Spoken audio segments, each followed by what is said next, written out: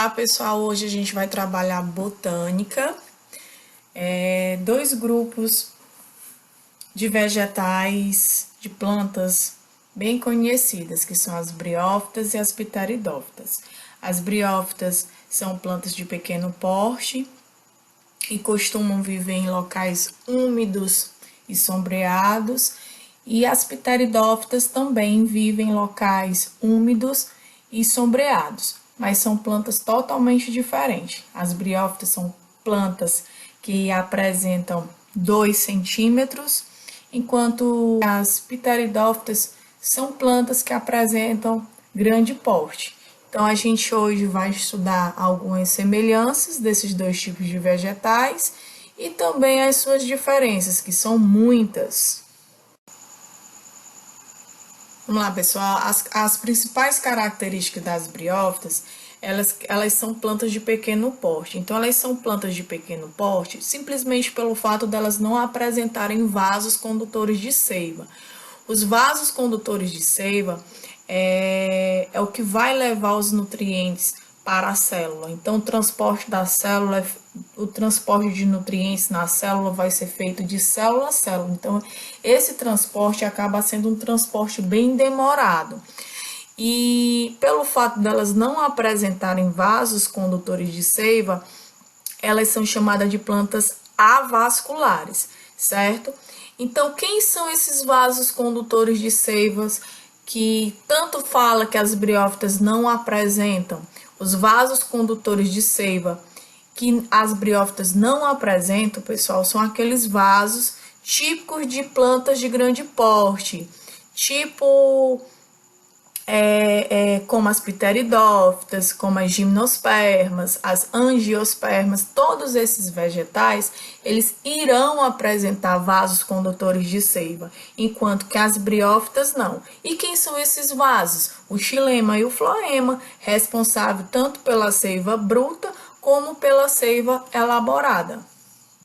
As briófitas, pessoal, elas não apresentam nem raiz, nem caule e nem folhas verdadeiras. As briófitas, elas se fixam no solo por meio de filamentos chamados rizóides, como vocês estão vendo aí, certo? Que a absorção da água e dos sais minerais que o vegetal necessita vai ser absorvido através dessas estruturas que são raízes falsas. Eles também não vão apresentar caule verdadeiro. O nome, a estrutura que vai ter a mesma função do caule vai se chamar cauloide, certo? Então, esse cauloide é que vai que não vai apresentar na realidade, né? Que não vai apresentar as estruturas que vão transportar os nutrientes para o vegetal. Então, se não tem essas estruturas, o caule, né, o caule falso das briófitas, eles não vão apresentar essas estruturas responsáveis pelo transporte da seiva bruta e da seiva elaborada. Então, quem são esses transportes? Ou quem são essas estruturas responsáveis por esse transporte? Vão ser o xilema e o floema, certo? Então, são outras características das briófitas.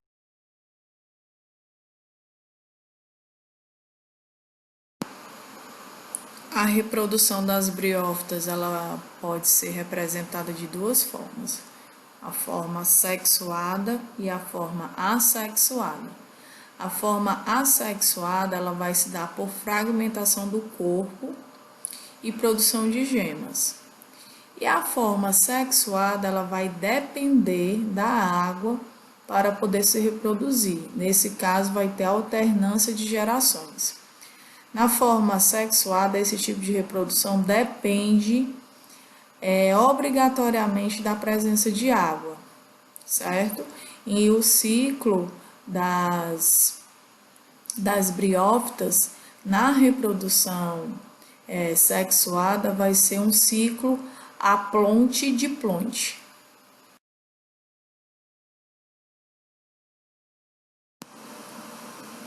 E aqui a gente vai fazer um lembrete sobre as briófitas.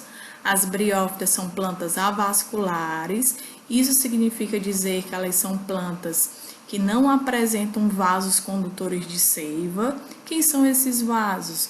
O xilema e o floema. E o que eles transportam? Seiva bruta, seiva elaborada, que dentro dessa seiva vai apresentar nutrientes importantes para o desenvolvimento do vegetal.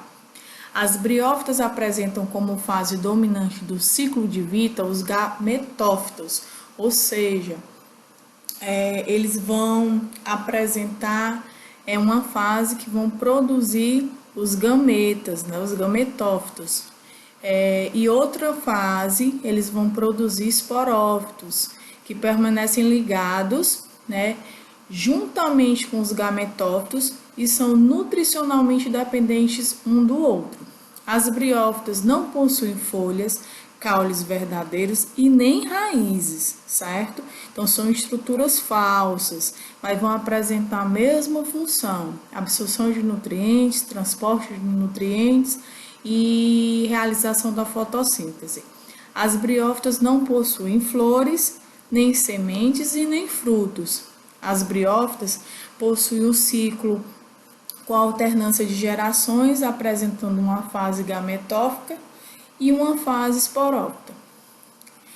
Ou seja, vai apresentar gameto e vai apresentar esporos. As briófitas necessitam da água para a reprodução, então elas dependem da água no processo reprodutivo, que são apresentados por duas fases, né? A fase de reprodução sexuada e a fase de reprodução assexuada.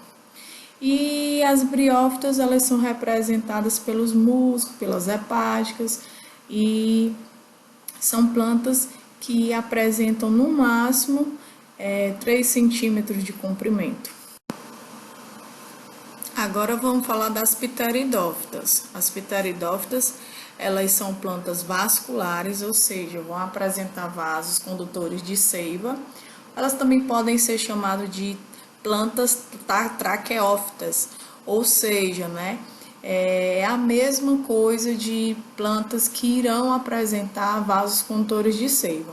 São as criptogamas, pois elas pertencem, né, à mesma classe das briófitas, pois elas não apresentam sementes, né? E os exemplos dessas plantas, como vocês conseguem visualizar aí na imagem, são as samambaias, as avencas, as cavalinhas, que são plantas que são utilizadas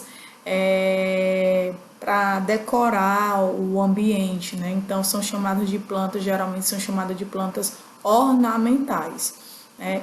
Diferente das briófitas, principalmente por apresentarem vasos condutores, né, de seiva, e na alternância das gerações, as pteridófitas, o esporófito é a fase dominante. Nas pteridófitas, o esporo, né, o esporófito vai ser a fase dominante. Já a fase dominante nas briófitas vai ser a fase dos gametófitos. Vamos lá, as principais características das pteridófitas é que já tem a presença do xilema e do floema, que são estruturas que vão dar suporte ao vegetal, são vasos condutores de seiva. As pteridófitas também, pessoal, elas apresentam tecidos especializados, né? Um sistema dérmico vascular que é fundamental. Diferentemente das briófitas, as pteridófitas apresentam estruturas como raízes, caules e folhas. As raízes são responsáveis pela absorção de água e sais minerais. O caule é o órgão do vegetal que vai dar a sustentação das folhas. E as folhas, por sua vez, são relacionadas principalmente com a fotossíntese, porque é nas folhas que vai apresentar as estruturas que contêm os cloroplastos, nesse caso aí, células especializadas em realizar a fotossíntese. A reprodução das pteridófitas podem ser, portanto, de forma assexuada, como também podem apresentar reprodução sexuada, certo? No primeiro momento, a reprodução assexuada ela vai ocorrer por brotamento. Já na reprodução sexuada vai ocorrer a alternância de gerações com esporófito diploide, viu? 2N. E o dominante e um gametófito haploide, N. Assim como as briófitas, as pteridófitas necessitam também da água para que ocorra a reprodução. Nessa imagem aqui, a gente vai visualizar como as pteridófitas como é que elas acabam se reproduzindo. Então, os arquegônios são as estruturas que vai proteger, né, a oosfera, que vai dar origem a gametas femininos, e os anterídeos são estruturas que vão produzir os anterozóides multiflagelados, ou seja, os gametas masculinos. Esses esporos, ao germinarem, eles irão dar origem a uma nova planta-mãe. O nome, né, desse gametófito vai ser denominado de prótalo. Aqui, pessoal, são os representantes mais conhecidos das pteridófitas. A primeira imagem é representada pelo xaxim, a segunda, cavalinha, e a terceira, a samambaia, que são plantas, né, geralmente plantas ornamentais.